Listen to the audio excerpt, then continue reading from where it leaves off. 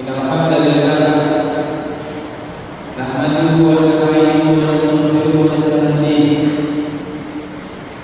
ونتوب إليه ونعوذ بالله من شرور أنفسنا وسيئات أعمالنا من يهده الله فلا مضل له ومن يضلل فلا هادي له أشهد أن لا إله إلا الله وحده لا شريك له وأشهد أن محمدا عبده ورسوله اللهم صل وسلم على نبينا محمد صلى الله عليه وسلم وعلى آله وأصحابه ومن تبعهم بإحسان إلى يوم الدين.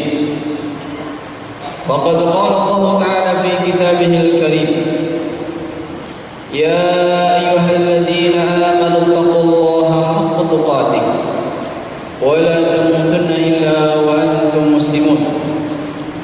يا أيها الناس اتقوا ربكم الذي خلقكم من نفس واحدة وخلق منها زوجها وبث منهما رجالا كثيرا ونساء واتقوا الله الذي تساءلون به والأرحام إن الله كان عليكم رقيبا.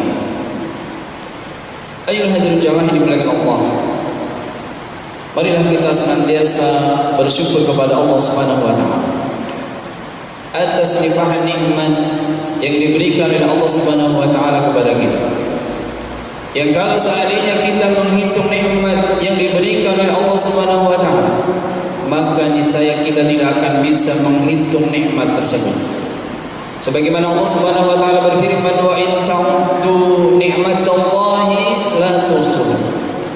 Jika kalian menghitung nikmat-nikmatku, maka niscaya kalian tidak akan bisa menghitungnya. Salawat dan salam mudah-mudahan dilimpahkan kepada Nabi kita Muhammad sallallahu alaihi wasallam, keluarga, sahabat dan umat yang senantiasa menjalankan syariat beliau hingga akhir zaman. Khatib wasiatkan kepada diri pribadi khatib dan kepada jemaah sekalian, marilah kita meningkatkan ketakwaan kita kepada Allah dengan sebenar-benarnya, yaitu dengan meninggalkan apa yang dilarang oleh Allah dan Rasulnya sallallahu alaihi wasallam dan melaksanakan apa yang diperintahkan oleh Allah dan Rasulnya sallallahu alaihi wasallam. Jamaah dimuliakan Allah, hari ini adalah tanggal 10 Dzulhijjah 1441 Hijriah, yang tanggal 10 Dzulhijjah merupakan hari raya kaum muslimin, yaitu hari raya Idul Adha. Pada hari ini kita masih diuji oleh Allah Subhanahu wa taala dengan ujian, yaitu pandemi Covid-19. Sehingga jamaah ini dimuliakan Allah, kaum muslimin tidak sebagaimana tahun-tahun sebelumnya, yang mana jamaah haji saja dari Indonesia sebanyak 221.000 tertahan sehingga tidak bisa menunaikan ibadah haji, padahal mereka jamaah haji ini, calon jamaah haji ini sudah menunggu berapa lama. Jamaah dimuliakan Allah Subhanahu wa taala. Akan tapi pada tanggal 10 Dzulhijjah ada syariat Islam yang mempunyai pahala yang besar, yaitu menyembelih kurban. Jamaah dimuliakan Allah Subhanahu wa taala. Kalau kita lihat secara bahwasanya ibadah kurban ini adalah nampak tilas kepada ibadahnya Nabi Ibrahim alaihissalam dan putranya Nabi Ismail alaihissalam. Kisah mereka berdua adalah ketaatan yang luar biasa pada diri Nabi Ibrahim alaihissalam dan putranya Nabi Ismail alaihissalam. Nabi Ibrahim alaihissalam adalah seorang nabi yang sangat patuh, sangat tunduk kepada Allah Subhanahu wa taala. Sehingga Allah Subhanahu wa taala mengatakan, "Inna Ibrahim kana ummatan qanitan lillahi hanifan wa lam yakun minal musyrikin." Sesungguhnya pada diri Nabi Ibrahim adalah ada seseorang sifat, itu umat, itu seorang pemimpin qanitan, seorang yang sangat patuh kepada Allah Subhanahu wa taala, seorang yang sangat tunduk kepada Allah Subhanahu wa taala. Kemudian hanifan, orang yang hanif, orang yang mentauhidkan Allah, senantiasa menjauhi segala macam bentuk kesyirikan. Makanya Allah menegaskan walam yakun minal musyrikin, bahwasanya Nabi Ibrahim adalah bukan termasuk orang-orang yang menyekutukan Allah Subhanahu wa taala. Jamaah dimana Allah, bentuk ketaatan, kepatuhan Nabi Ibrahim alaihissalam adalah ketika Allah Subhanahu wa taala memerintahkan kepada Nabi Ibrahim untuk menyembelih putranya Nabi Ismail. Padahal putranya adalah putra yang sangat dicintainya, satu putra yang ditunggu-tunggu oleh Nabi Ibrahim alaihissalam. Karena pada saat itu Nabi Ibrahim alaihissalam berumur sekitar 80 tahun. Nabi Ibrahim berdoa kepada Allah Subhanahu wa taala, Rabbi habli minas salihin. Sejak mudanya Nabi Ibrahim berdoa, ya Allah, Rabbi habli, anugerahkanlah kepadaku minas salihin, seorang anak yang saleh. Coba ini bila Allah Subhanahu wa taala, Nabi Ibrahim dikaruniai putra, sudah usianya sudah tua. Para ahli tafsir mengatakan ketika diperintahkan untuk menyembelih putranya Nabi Ismail, beliau berumur 80 tahun. Coba ini bila Allah Subhanahu wa taala, putranya yang ditunggu-tunggu, kemudian ketika sudah menginjak usia dewasa, maka kemudian Allah Subhanahu wa taala memerintahkan untuk menyembelih putranya. Hal ini sebagaimana diabadikan oleh Allah Subhanahu wa taala di dalam surat As-Saffat. Disebutkan di sini falamma balagha ma'hu sa'ya, ketika Nabi Ismail dia menginjak usia dewasa. Ada ahli tafsir yang mengatakan usianya 13 tahun. Kemudian qala, Nabi Ibrahim mengatakan, ya bunai, wahai anakku, inni ara fil manam anni adbahuka.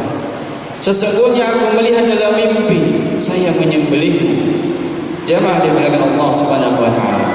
Mimpi seorang nabi adalah wahyu dari Allah Subhanahu wa taala. Mimpi seorang nabi adalah wahyu yang merupakan perintah dari Allah Subhanahu wa taala. Jamaah dimuliakan Allah, maka Nabi Ibrahim alaihissalam sangat tunduk, sangat patuh kepada Allah Subhanahu wa taala.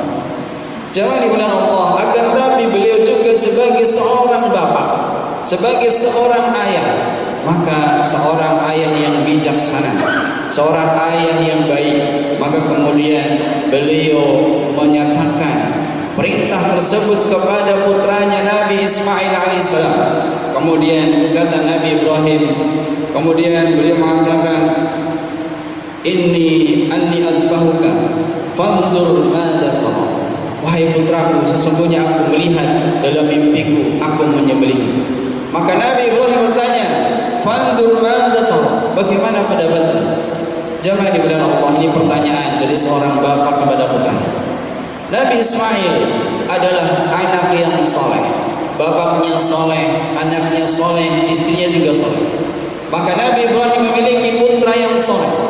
Maka jemaah dimuliakan Allah, seorang anak yang soleh, beliau mengatakan, qala ya abati, wahai bapakku, if'al ma tu'mar, kerjakan apa yang telah diperintahkan. Satajiduni insyaallah minas sabirin, engkau akan mendapatiku sebagai seorang yang bersabar. Jangan dimuliakan Allah Subhanahu wa taala, seorang yang anak yang saleh, ketika Allah Subhanahu wa taala merintahkan kepada nabinya, maka putranya mendukung perintah dari Allah Subhanahu wa taala. Ini adalah anak yang saleh. Jamaah dimuliakan Allah Subhanahu wa taala, ketika kita melihat kisah ini, maka mereka berdua adalah orang yang bertakwa kepada Allah Subhanahu wa taala. Mereka melaksanakan perintah Allah sebagaimana definisi takwa. Takwa adalah meninggalkan apa yang dilarang oleh Allah Subhanahu wa taala dan melaksanakan apa yang diperintahkan oleh Allah Subhanahu wa taala. Keduanya adalah sangat bertakwa kepada Allah walaupun perintahnya berat, tetapi mereka berdua taat kepada Allah Subhanahu wa taala. Maka Allah Subhanahu wa taala berfirman, "Wa may yattaqillaha yaj'al lahu makhraja." Barang siapa yang bertakwa kepada Allah, maka Allah akan memberikan jalan keluar. Wa yarzuqhu min haitsu la yahtasib. Bahkan Allah Subhanahu wa taala akan memberikan rezeki dari arah yang tidak disangka-sangka. Mereka sangat bertakwa kepada Allah Subhanahu wa taala, maka kemudian sesuatu yang sulit maka kemudian menjadi mudah. Dan Allah Subhanahu wa taala memberikan jalan keluar, bahkan memberikan rezeki dari arah yang tidak disangka-sangka. Ketika mereka bertakwa kepada Allah, maka kemudian Allah Subhanahu wa taala memberikan jalan keluar. Ketika disebutkan di sini, falamma aslama wa tallahu lil jabin, ketika Nabi Ismail sudah diletakkan pada pelipisnya. Para ulama mengatakan bahwasanya ketika Nabi Ismail sudah jongkok berdiri, sudah dalam posisi siap disembelih, kemudian mukanya sudah dihadapkan ke tanah, maka pada saat itu wa nadainahu ayya Ibrahim. Nabi Ibrahim sudah siap menyembelih dengan pisaunya kepada Nabi Ismail, sudah taat kepada Allah Subhanahu wa taala. Nabi Ismail sudah ikhlas siap disembelih, Nabi Ibrahim juga sudah ikhlas siap menyembelih, dan mereka sudah taat kepada Allah. Ada solusi yang diberikan oleh Allah Subhanahu wa taala. Wa nadainahu ayya Ibrahim. Maka kami panggil dia, ayya Ibrahim, wahai Nabi Ibrahim. Qad saddaqta ar-ru'ya, engkau sudah membenarkan mimpi. Jemaah dimana Allah, maka ada solusi yang diberikan oleh Allah Subhanahu wa taala. Maka wa fadainahu bi dhibhin adim. Maka kami ganti Nabi Ismail dengan sembelihan yang besar. Jemaah dimana Allah, ahli tafsir mengatakan pada saat itu Nabi Ibrahim tidak jadi menyembelih putranya Nabi Ismail. Kemudian Allah ganti dengan kibas yang besar. Tiba-tiba di hadapannya sudah ada seekor kibas yang kemudian disyariatkan untuk menyembelih kurban sampai sekarang ini. Jemaah dimana Allah Subhanahu wa taala, mereka adalah orang-orang yang takwa. Mereka adalah orang yang sangat bertakwa kepada Allah Subhanahu wa taala, sehingga Allah Subhanahu wa taala memberikan jalan keluar dari permasalahan yang sangat berat, sehingga kemudian Allah memberikan rezeki dari arah yang tidak disangka-sangka. Jemaah dimana Allah Subhanahu wa taala, kita bandingkan dengan kisahnya Bani Israel. Orang-orang Bani Israel, umatnya Nabi Musa alaihissalam. Ketika Allah Subhanahu wa taala memerintahkan kepada mereka untuk menyembelih seekor sapi, Allah Subhanahu wa taala mengabadikan kisah ini di dalam surat Al-Baqarah ayat 69. Disebutkan, wa idh qala Musa liqaumihi innallaha ya'murukum an tadhbahu baqarah. Maka ketika Nabi Musa mengatakan kepada kaumnya, innallaha ya'murukum an tadhbahu baqarah, sesungguhnya Allah Subhanahu wa taala memerintahkan kepada kalian untuk menyembelih seekor sapi. Jemaah yang dimuliakan Allah, Allah memerintahkan kepada umatnya Nabi Musa untuk menyembelih seekor sapi. Maka kemudian apa jawaban umatnya Nabi Musa, Bani Israil ini? Qalu, mereka mengatakan, atattakhiduna huzwa. Apakah engkau akan menjadikan kami sebagai bahan ejekan? Apakah engkau akan menjadikan kami sebagai bahan olok-olok? Jemaah yang dimuliakan Allah Subhanahu wa taala, mereka tidak taat, bahkan mereka enggan untuk melaksanakan perintah Allah Subhanahu wa taala. Jemaah yang dimuliakan Allah, walaupun akhirnya mereka melaksanakan perintah Allah, tetapi dengan banyak pertanyaan. Bahkan mereka kemudian bertanya tentang ciri-ciri sapinya seperti apa, karena kami belum jelas. Jemaah yang dimuliakan Allah, maka mereka bertanya kepada Nabi Musa, sapinya seperti apa? Maka kemudian Nabi Musa bertanya kepada Allah Subhanahu wa taala, dan Allah Subhanahu wa taala memberikan ciri-ciri sapi yang kemudian sapinya sulit untuk dicari. Sapinya adalah sapi betina yang tidak terlalu tua, tidak terlalu muda, coklat warnanya, belum pernah untuk menyirami sawah, belum pernah untuk membajak sawah dan seterusnya, sehat, tidak ada belangnya. Yang kemudian sapi tersebut yang digambarkan oleh Allah Subhanahu wa taala tersebut sangat sulit untuk dicari. Jamaah dimuliakan Allah, bahkan ada ahli tafsir yang mengatakan bahwasanya sapi tersebut dihargai dengan emas. Ketika kita timbang misalnya hari ini sapi yang kita beli adalah rata-rata 200 kilo. Kalau kemudian misalnya 1 kilo sapi tersebut adalah 200 kilo, maka kemudian bisa sapi tersebut dihargai dengan 200 kilogram emas. Berarti menunjukkan sapi tersebut sangat mahal. Ini karena mereka tidak mau langsung melaksanakan perintah Allah Subhanahu wa taala. Sehingga ketika mereka Bani Israel tidak langsung taat kepada perintah Allah Subhanahu wa taala, maka kemudian perintah tersebut semakin dipersulit. Kalau seandainya ketika pertama kali Allah Subhanahu wa taala merintahkan sembelih seekor sapi, maka kemudian mereka langsung menyembelih apa yang diperintahkan oleh Allah, maka akan mudah, hanya sapi.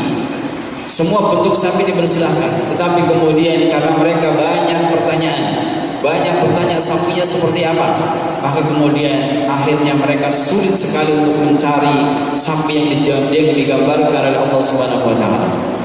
Jamaah dimuliakan Allah Subhanahu wa taala, dari dua kisah ini maka bisa kita ambil hikmah. Hikmah yang pertama, bahwasanya Nabi Ibrahim dan Nabi Ismail, mereka adalah orang yang taat kepada Allah, orang yang sangat bertakwa kepada Allah Subhanahu wa taala. Sehingga ketika bertakwa kepada Allah, maka Allah Subhanahu wa taala memberikan jalan keluar, memberikan solusi dari setiap permasalahan. Oleh karena itu jamaah dibilang Allah, kalau kita bertakwa kepada Allah, wa may yattaqillaha yaj'al lahu makhraja. Barang siapa yang bertakwa kepada Allah, maka Allah akan memberikan jalan keluar setiap permasalahan. Ketika kita ada masalah pandemi COVID-19, maka kita mohon pertolongan kepada Allah Subhanahu wa taala. Kita tingkatkan ketakwaan kita kepada Allah Subhanahu wa taala. Nanti Allah Subhanahu wa taala akan berikan jalan keluar. Jangan diulang Allah Subhanahu wa taala. Kalau seandainya kita punya permasalahan di keluarga kita, punya masalah di lingkungan kita, maka kita meningkatkan ketakwaan kita kepada Allah. Nanti Allah Subhanahu wa taala akan berikan jalan keluar. Kemudian jamaah diulang Allah, hikmah yang kedua adalah kita mengambil hikmah dari Bani Israel, umatnya Nabi Musa, yang mana mereka tidak taat kepada Allah, sehingga perintah akan menjadi semakin sulit karena mereka tidak langsung taat kepada Allah Subhanahu wa taala. Satu perintah yang kemudian enggan, maka kemudian Allah menyulitkan keadaan kita, menyulitkan yang seharusnya mudah menjadi susah. Itu karena mereka enggan untuk melaksanakan perintah Allah Subhanahu wa taala. Dan akhirnya dengan mengambil hikmah tadi, marilah kita menjadi orang-orang yang taat kepada Allah dan kita menjadi orang-orang yang bertakwa kepada Allah. Aqulu qali hadza wa rabbighfir warham wa anta khairur rahimin. Alhamdulillah rabbil alamin wa bihi nasta'in ala umuri dunya waddin. Asyhadu an la ilaha illallah wahdahu la syarika lah. وأشهد أن محمدا عبده ورسوله اللهم صل وسلم على نبينا محمد صلى الله عليه وسلم وعلى آله وأصحابه ومن تبعهم بإحسان إلى يوم الدين.